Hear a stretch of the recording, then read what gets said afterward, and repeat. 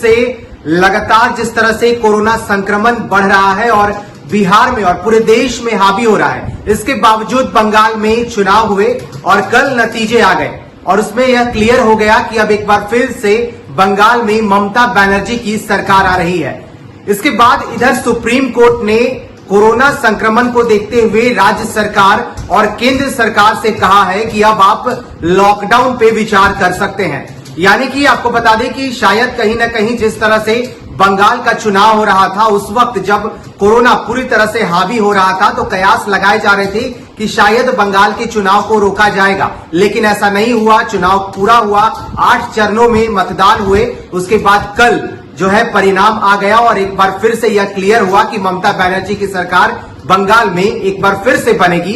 लेकिन कहीं ना कहीं कोरोना का संक्रमण अब धीरे धीरे जो है लोगों को सता रहा है और इसके डर से लोग सहमे हुए हैं। कोरोना ने जिस तरह से अपना पांव पसारा है, इससे आंकड़े लगातार बढ़ रहे हैं और इसी के मद्देनजर अब सुप्रीम कोर्ट ने राज्य सरकार और केंद्र सरकार से कहा है कि अब आप कोरोना के संक्रमण के मद्देनजर लॉकडाउन पर विचार कर सकते हैं। साफ तौर पे कह दिया गया है राज्य सरकार को और केंद्र सरकार को कि लॉकडाउन पर अब विचार किया जाए, क्योंकि देश में कोरोना के आंकड़े काफी तेजी से बढ़ रहे हैं। इधर बिहार की बात करें तो बिहार में आपको पता है नाइट कर्फ्यू लगाया गया था, लेकिन जब हालात बिगड़ने लगे तो इसे एक्सटेंड करके इसको शाम 6 बजे से इवनिंग कर्फ्यू का नाम दिया गया और बिहार की सारी दुकानें शाम 4 बजे बंद हो जाती हैं। और इसे बंद करवाने के लिए और सफल बनाने के लिए जो लोग इसकी गाइडलाइंस का पालन नहीं करते हैं, जिला प्रशासन के द्वारा पटना की सड़कों पर और बिहार में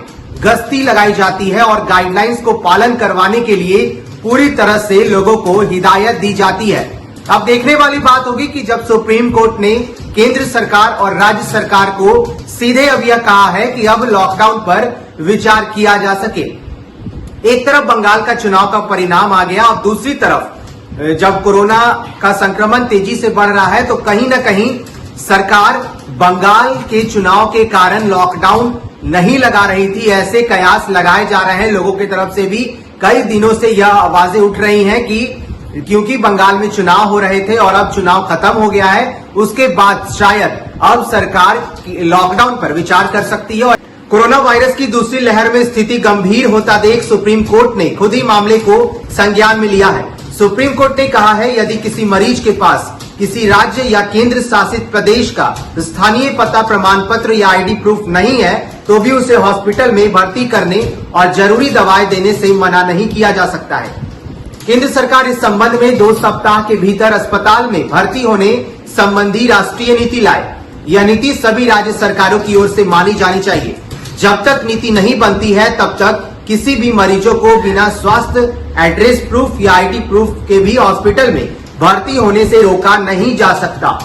सुप्रीम कोर्ट ने केंद्र सरकार को कोरोना वायरस की वैक्सीन का मूल्य निर्धारण और उसकी उपलब्धता, ऑक्सीजन और जरूरी दवाओं की उपलब्धता पर फिर से विचार करने की बात कही है।